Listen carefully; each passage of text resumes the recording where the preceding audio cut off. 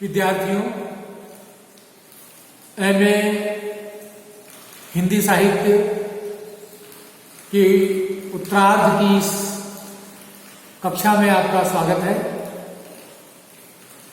हम आपको आपके पाठ्यक्रम के तृतीय प्रश्न पत्र, इसमें हिंदी भाषा और भाषा विज्ञान का पाठ्यक्रम सम्मिलित है। हम आपको भाषा विज्ञान और भाषा के विषय में कुछ महत्वपूर्ण बातें बताएंगे।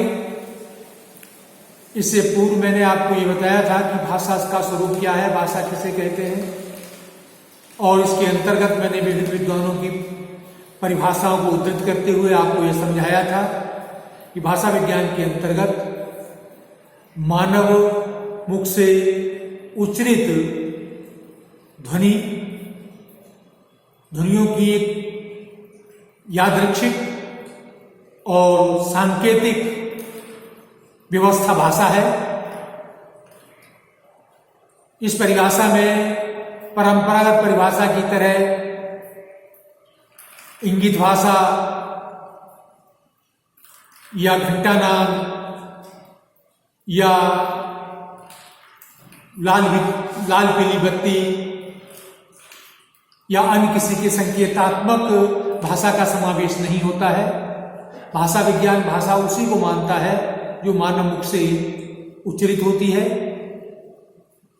अब आज हम आपको भाषा की विशेषताएं या भाषा की प्रवृत्तियां क्या हैं, इस पर हम आपके सामने चर्चा करेंगे। विद्यार्थियों, भाषा की कुछ विशेषताएं या प्रवृत्तियां होती हैं जो सामान्य रूप से विश्व की सभी भाषाओं में प्राप्त होती हैं। भाषा के इन प्रवृत्तियों में यह देखने में आता है कि ये समस्त प्रवृत्तियां जिनकी चर्चा हम करेंगे वे प्रायः सामान्य भाषा की है। वैसे हर भाषा का व्याकरण अलग होता है जो उसी भाषा पर लागू होता है, लेकिन विशेषताएं प्रवृत्तियां ऐसी हैं जो सामान्यतः सही भाषा पर लागू होती हैं। सबसे पहले है भाषा सर्वोत्तम ज्योति है। भाषा संसार की सर्वोत्कृष्ट ज्योति है जो मनुष्य के हृदय के अंधकार को दूर करती है। यह ज्ञान ज्योति ही विश्व के समस्त मानवों का कार्यकलाप सिद्ध करती है। यह कल्पना भी नहीं की जा सकती है कि भाषा के बिना मानव की क्या दयनीय स्थिति होती। प्रसिद्ध भाषा विज्ञानी आचार्य भर्तृहरि का कहना है कि भाषा ही ज्ञान को प्रकाशित करती है। उसके बिना नाम रूपादि गुण युक्त संसार का ज्ञान संभव नहीं है। आचार्य दंडी ने तो यहां तक कहा है कि भाषा वो ज्योति है जो संसार को प्रकाशमान करती है, और यदि भाषा न होती तो संसार में चारों तरफ अंधेरा ही अंधेरा होता। वो कहते हैं इदम अंधतमा कृष्णम जायते भुवनत्रयम् यदि शब्दाहवयम ज्योति रा संसारम न दीप्यते। दूसरा बिंदु है भाषा समाज को एक सूत्र में बांधती है। विद्यार्थियों, भाषा वो शक्ति है जो समाज को, विश्व को एक सूत्र में बांधती है, क्योंकि भाषा के द्वारा हम अपने विचार प्रकट करते हैं, हम अपने विचारों को अन्य लोगों तक संप्रेषित करते हैं और अन्य लोग हमारे विचारों को समझते हैं, और जब वो समझते हैं तो हमारे अंदर एकत्व की भावना की अनुभूति होती है और हमारे अंदर अपनापन उत्पन्न होता है। इस प्रकार हम कह सकते हैं कि भाषा मानव को एक सूत्र में बांधती है। तीसरी विशेषता है भाषा सर्वशक्ति संपन्न है। भाषा विश्व को सबसे महान शक्ति संपन्न वस्तु है। भाषा में वो शक्ति है कि नवीन सृष्टि की रचना कर दे, वो निष्प्राण समाज में चेतना फूंक देती है और हतप्रभ ऐसे व्यक्ति में जिसकी आशाएं क्षीण हो गई हैं, क्रांति की भावना ला देती है। इसलिए भाषा सर्वशक्ति संपन्न है, भाषा सब कुछ कर सकती है। भाषा सोए हुए व्यक्ति में वीरता का भाव जगा देती है। भाषा अवसादग्रस्त व्यक्ति के अंदर चेतना उत्पन्न कर देती है, उत्साह उत्पन्न कर देती है। अगला बिंदु है भाषा सर्वव्यापक है। मानव भाषा सर्वव्यापक है क्योंकि मनुष्य के प्रत्येक कार्य भाषा के द्वारा ही संचालित होते हैं। व्यक्ति समाज या व्यक्ति स्वयं, सभी स्थितियों में मानव का आधार भाषा ही है। मानव का आंतरिक और बाह्य कार्य, चिंतन मनन, अभिव्यंजन, वैयक्तिक और सामाजिक कार्यों के लिए भाषा की ही सहायता ली जाती है। ज्ञान विज्ञान, धर्म दर्शन, आचार विचार, हे उपादेय का विवेक, सभी का आधार भाषा है। इसलिए आचार्य भर्तृहरि ने सभी लौकिक कार्यों का आधार भाषा को ही माना है। भाषा से ही ज्ञान होता है, ज्ञान से ही सब काम होते हैं। अतः भाषा सर्वत्र व्याप्त है, भाषा सर्वव्यापक है। भाषा, अगला पॉइंट है भाषा विराट और विश्वकर्मा है। भाषा विराट है, भाषा विशाल है, भाषा विश्वकर्मा है। भाषा के द्वारा समस्त कार्य किए जा सकते हैं। वाणी सारे कार्यों को संपादित कर देती है। अगर वाणी न होती, भाषा न होती तो हम कोई कार्य भी नहीं कर पाते। इसलिए जिस प्रकार से इस ब्रह्मांड में सारी चीजें समाहित हैं, उसी प्रकार से भाषा के अंतर्गत सभी चीजें समाहित हैं। भाषा, अगला बिंदु है भाषा का प्रभाव अविच्छिन्न है। जिस प्रकार मानव सृष्टि का क्रम लगातार चला आ रहा है, उसी प्रकार भाषा का प्रभाव भी निरंतर चलता रहता है। तांडव महाब्राह्मण में भाषा की उपमा नदी से दी गई है कि जिस प्रकार नदी की धारा निरंतर प्रवाहमान रहती है, उसी प्रकार भाषा निरंतर प्रवाहमान रहती है और उसमें परिवर्तन होते रहते हैं। अगला बिंदु है भाषा परंपरागत वस्तु है। भाषा के स्वरूप पर विचार करने से यह ज्ञात होता है कि भाषा परंपरागत वस्तु है। यह परंपरा से मनुष्य को प्राप्त होती है और यह वंश परंपरा से अग्रसर होती हुई चली जाती है। संस्कृत भाषा सहस्त्रों वर्षों से परंपरा से चली आ रही है। इसी प्रकार भारत में हिंदी, मराठी, बंगला, गुजराती, पंजाबी आदि भाषाएं परंपरा से चली आ रही हैं। किसी एक पीढ़ी की रचना नहीं है। ऐसे ही अंग्रेजी, जर्मन, फ्रेंच, रूसी और चीनी आदि भाषाओं का अपना इतिहास है। बालक बाल्यकाल में मातृभाषा सीख लेता है और जीवन भर उसका उपयोग करता है। अगला बिंदु है भाषा सामाजिक वस्तु है। भाषा सामाजिक वस्तु है। मनुष्य भाषा को समाज से सीखता है।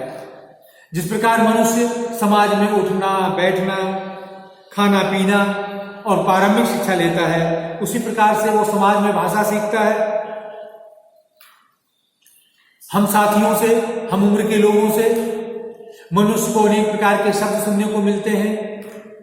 उनको सीखता है, उनका अनुकरण करता है और अपनी ज्ञान राशि शब्द को उसको बढ़ाता रहता है। तो इस प्रकार भाषा समाज से सीखी जाती है। हम समाज में लोगों से मिलते हैं, उठते हैं, बैठते हैं, उनके विचार सुनते हैं। संस्कृति संबंध में, धर्म के संबंध में, अन्य सामाजिक कार्यों के संबंध में जब विचार सुनते हैं तो उनके द्वारा शब्द हम उनके ग्रहण करते हैं और इससे हमारा भाषा का ज्ञान बढ़ता है। भाषा मानव, अगला बिंदु है भाषा मानव की अक्षय निधि है। भाषा मानव मात्र का अक्षय कोष है। यह मानवता की पूंजी है। मानव समाज का सिरसंचित कोष है जिसको लेकर भावी पीढ़ी अपना काम चलाती है। मानव ने सृष्टि के प्रारंभ से लेकर आज तक जो कुछ सोचा, समझा, देखा, अनुभव किया, उसका ही संकलन भाषा के रूप में विद्यमान है। इस बहुमूल्य निधि की सुरक्षा और वृद्धि अगली पीढ़ी करती जाती है। यह मानव जाति का सार और सर्वस्व है। अतः ये कहा जा सकता है कि भाषा मानव जीवन की अक्षय निधि है। अगला बिंदु है भाषा पैतृक एवं जन्म सिद्ध नहीं है। भाषा जन्म के साथ नहीं मिलती, भाषा पैतृक नहीं है, भाषा को सीखना पड़ता है। यह अगर कोई व्यक्ति जन्म लेता है और जन्म लेने के साथ ही वो घर में माँ बाप भाई बहन इत्यादि से धीरे धीरे सब सुनता है, फिर भाषा का ज्ञान अर्जित करता है। भाषा अगर पैतृक वस्तु होती तो बिना समाज के भी भाषा को सीखा जा सकता है था, लेकिन ऐसा नहीं होता। प्रायः ये देखा गया है कि जन्म लेते ही किसी बच्चे को अगर समाज से दूर कर दिया जाए, ऐसी जगह रख दिया जाए जहां पर कोई उससे बात करने वाला ना हो, बोलने वाला ना हो, तो वो व्यक्ति कुछ बोल नहीं पाता। क्यों? वो समाज में नहीं रहा, समाज से उसने भाषा नहीं सीखी, तो वो कुछ भी बोलने असमर्थ होता है, वो गूंगा हो जाता है। इसलिए ये कहा जाता है कि भाषा पैतृक या जन्म सिद्ध नहीं है, भाषा को समाज से सीखना पड़ता है। क्योंकि भाषा माता पिता गुरु के द्वारा सिखाई जाती है, तो हम भाषा सीखते हैं। अगला बिंदु है भाषा भाव संप्रेषण का साधन। भाषा, विद्यार्थियों, भाषा ही वो माध्यम है जिसके द्वारा मनुष्य अपने भावों विचारों को दूसरे तक पहुंचाता है। विविध संकेतों और आंगिक साधनों के द्वारा अपना अभिप्राय स्पष्ट रूप से श्रोता तक नहीं पहुंचाया जा सकता है, लेकिन भाषा के द्वारा अपना अभिप्राय सूक्ष्म से सूक्ष्म भावों को दूसरों तक आसानी से हम पहुंचा सकते हैं। अगला बिंदु है भाषा अर्जित संपत्ति है। जैसा विद्यार्थियों मैंने आपको पहले बताया कि भाषा का अर्जन करना पड़ता है, भाषा सीखनी पड़ती है, भाषा पैतृक रूप से प्राप्त नहीं होती, भाषा जन्म सिद्ध नहीं मिलती, भाषा अर्जित संपत्ति है। मानव जीवन के साथ भाषा भी जन्म से ही नहीं आती है। भाषा को समाज से, समीपस्थ वातावरण से, सहयोगियों और साथियों से सीखा जाता है। अपनी अपनी योग्यता और प्रतिभा के अनुसार मनुष्य बाल काल में भाषा को अर्जित करता है। बच्चा एक एक शब्द सैकड़ों बार बोलकर सीखता है और समझता है, तब वह शब्द उसकी पूंजी बनता है, तब उस शब्दों का उनका प्रयोग करता है। अगला बिंदु है भाषा अनुकरण और व्यवहार से अर्जित की जाती है। भाषा अर्जित वस्तु तो है, लेकिन भाषा का अर्जन हम कैसे करते हैं, तो इस संबंध में कहा गया है कि भाषा हम जो है अनुकरण और व्यवहार कर सकते हैं। बच्चा जब जन्म लेता है उसे पता नहीं होता गिलास किसे कहते हैं, उसे पता नहीं कहता होता लोटा किसे कहते हैं। घर वाले माँ भाई बहन भाई कहते हैं कि वो गिलास ले आओ। बच्चा देखता है कि सामने एक वस्तु रखी है और उसके लिए माँ पिता ने गिलास शब्द का प्रयोग किया है। या जब बहन से कहा गिलास ले आओ तो बहन गई और अमुक प्रकार का पात्र लेकर के आ गई। बच्चा यदि सीखता है, देखता है, तो वो समझ जाता है कि इसे गिलास कहा जाता है। ठीक है कि बच्चा पहले धीरे धीरे अशुद्ध उच्चारण करता है, तोतलाकर बोलता है, फिर धीरे धीरे शुद्ध उच्चारण करने में समर्थ हो जाता है। तो भाषा अनुकरण पर सीखी जाती है और व्यवहार से अर्जित की जाती है। हम किसी को बोलते देखते हैं, सुनते हैं, तो हम भी वैसे बोलने का प्रयास करते हैं। अगला बिंदु है भाषा परिवर्तनशील है। यह बहुत महत्वपूर्ण है।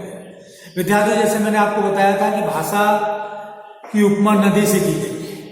जैसे नदी का पानी हमेशा परिवर्तित होता रहता है, प्रवाहमान रहता है, वैसे भाषा हमेशा चलती रहती है और जब चलती रहती है तो परिवर्तित होती रहती है। युग के अनुसार अनेक शब्द उसमें आ जाते हैं तो अनेक शब्द पीछे छूट जाते हैं। उदाहरण के लिए आजादी से पहले जो शब्दावली भाषा में थी वो आज कम होती जा रही है। आज ज्ञान विज्ञान के विकास से नए शब्द जुड़ते चले जा रहे हैं, तो भाषा में परिवर्तन होता चला जा रहा है। हो सकता है आज से 100 वर्ष 150 वर्ष की भाषा में मोटरसाइकिल, बस, कार जैसे शब्द, स्कूटी ये शब्द न हो, लेकिन आज है। या आज से 100 वर्ष पहले की भाषा में जो शब्द थे वो आज नहीं है। ये क्यों नहीं है? कि भाषा जो है परिवर्तित होती रहती है, प्रतिक्षण परिवर्तन होता है। और लिखित भाषा मौखिक भाषा पर आश्रित होती है। इस मौखिक प्रक्रिया में अनुकरण ही मुख्य है। शिशु में यह क्षमता नहीं होती है कि वो प्रत्येक शब्द का उच्चारण सही तरीके से करे। वो पहले शब्द को अस्पष्ट और अशुद्ध बोलता है और अनुकरण के द्वारा उन्हें फिर धीरे धीरे सही बोलने लगता है। इस अनुकरण की प्रक्रिया में शब्दों में परिवर्तन आ जाता है। संस्कृत से पाली, प्राकृत, अपभ्रंश और हिंदी तक जो परिवर्तन दिखाई देता है वो इस प्रक्रिया का ही परिणाम है। भाषा की अगली विशेषता, भाषा के उचित रूप में पहले परिवर्तन होता है। मैंने आपसे कहा कि भाषा का लिखित रूप मौखिक पर आधारित होता है। भाषा हम बोलते हैं तो सबसे पहले परिवर्तन मौखिक भाषा में आता है, उच्चरित भाषा में आता है, फिर धीरे धीरे लिखित में आ जाता है। व्यक्तिगत उच्चारण में अंतर होते होते वो समाज के उचित रूप में भी परिलक्षित होने लगता है। फलस्वरूप जैसे अग्नि, अग्नि, आग, चतुर्वेदी, चौबे, दुबे, उपाध्याय से ओझा, झा, सत्य से सच, घृत से घी और शर्करा से शक्कर आदि। भाषा का अगली विशेषता है, भाषा का कोई स्थायी रूप नहीं होता। जैसे मैंने आपको बताया विद्यार्थियों, भाषा परिवर्तित होती रहती है, बदलती रहती है, उसका स्थायी रूप नहीं होता। क्योंकि जैसे जैसे समय बढ़ता है, लोग आते हैं, लोगों के विचार बदलते हैं, तो भाषा में परिवर्तन होता रहता है। जैसे मानव के जीवन में सहसा वियोग और वृद्धत्व आते हैं, वैसे परिवर्तन होता रहता है जीवन, वैसे ही भाषा में भी जो है निरंतर परिवर्तन होता रहता है। भाषा की एक भौगोलिक, अगला पॉइंट है, भाषा की एक भौगोलिक सीमा होती है। एक प्राचीन कहावत है कि 1 कोस पर पानी बदले 8 कोस पर पानी। स्थान भेद से भाषा भेद हो जाता है। एक जगह की भाषा दूसरी जगह से भिन्न होती है। इसलिए कहा जाता है एक क्षेत्र में जो भाषा बोली जाती है वो दूसरे क्षेत्र से भिन्न होती है। हालांकि एक भाषा हो सकती है लेकिन बोली में अंतर आ जाता है, शब्दों में अंतर आ जाता है, बात करने के टोन में अंतर आ जाता है। जैसे हिंदी के अंतर्गत ब्रज, अवधी, भोजपुरी आदि बोलियां हैं, लेकिन अन्य क्षेत्रों में बोलियां, गुजरात में बोलने वाली गुजराती, मराठा में मराठी, महाराष्ट्र में मराठी, बंगाल में बंगाली, ये सब उससे क्या है, अलग है। प्रत्येक भाषा की संरचना अलग है। विद्यार्थियों, आप इसी तरह जानते हैं कि प्रत्येक भाषा का व्याकरण अलग होता है और प्रत्येक भाषा की संरचना भी अलग होती है, उसका संरचनात्मक ढांचा अलग होता है। प्रत्येक भाषा के लिंग हैं, वचन हैं, धातु रूप हैं, क्रिया रूप हैं, सब अलग अलग होते हैं, क्योंकि हर भाषा का व्याकरण अलग है, उसकी संरचना अलग है। अगला बिंदु है, भाषा प्रकृति से स्वतंत्र होती है। भाषा की तुलना जल के प्रवाह से की जाती है। जिस प्रकार कोई नदी की धारा में तीव्रता और गत्वरता होती है, उसी प्रकार से भाषा में भी तीव्रता और गत्वरता होती है। गत्वरता होती है, भाषा चलती रहती है और भाषा स्वतंत्र रूप से बहती है। जैसे कोई नदी पानी की जलधारा स्वतंत्र रूप से बहती है, वैसे भाषा भी अपनी स्वतंत्र रूप से बहती है। उसमें अनेक विकास होते रहते हैं, परिवर्तन होते रहते हैं, बदलती रहती है। कहीं साहित्यिक रूप धारण करती है, कहीं लोक का रूप धारण करती है, तो कि व्याकरण में बन जाती है। तो भाषा की प्रकृति क्या होती है, स्वतंत्र होती है, स्वतंत्र रूप से वो चलती रहती है। भाषा, अगला पॉइंट है, भाषा की धारा कठिनता से सरलता की ओर जाती है। भाषा शुरू में जब होती है तो व्याकरण से बंधी होने के कारण उसमें कठिनता होती है, लेकिन जैसे जैसे चल बढ़ती जाती है वैसे वैसे उसमें सरलता आती जाती है। जिस प्रकार जल की धारा ऊपर से नीचे की ओर आती है, उसी प्रकार भाषा भी कठिनता से सरलता की ओर उन्मुख होती है। जनसाधारण में मुख्यतः बालकों में यह प्रवृत्ति देखी जाती है कि वे कठिन शब्दों को सरल बना लेते हैं और सरल करके बोलते हैं। इस प्रकार विद्यार्थियों, मैंने आपको भाषा की विशेषताओं के कुछ बिंदु आज बता दिए हैं। कुछ और बिंदु हैं जिनमें भाषा स्थूल से सूक्ष्म की ओर जाती है, भाषा संयोगावस्था से व्यूहावस्था की ओर जाती है, भाषा का कोई अंतिम स्वरूप नहीं होता। भाषा सामाजिक दृष्टि से स्तरभेद होता है। भाषा स्त्रीकरण से प्रभावित होती है आदि जो गौण बिंदु हैं,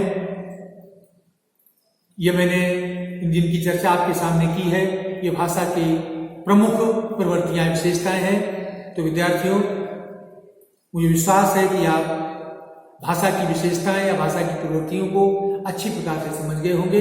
अब हम अगले पीरियड में, अगले कालांश में आपके सामने किसी दूसरे टॉपिक के साथ आएंगे और तब तक के लिए हम आपसे विदा लेते हैं। तो इस कालांश में मैंने आपको स्पष्ट किया है कि भाषा की विशेषताएं क्या हैं, भाषा की प्रवृत्तियां क्या हैं। यह मैंने जो आपको बताई, ये भाषा की प्रमुख प्रवृत्तियां या विशेषताएं हैं।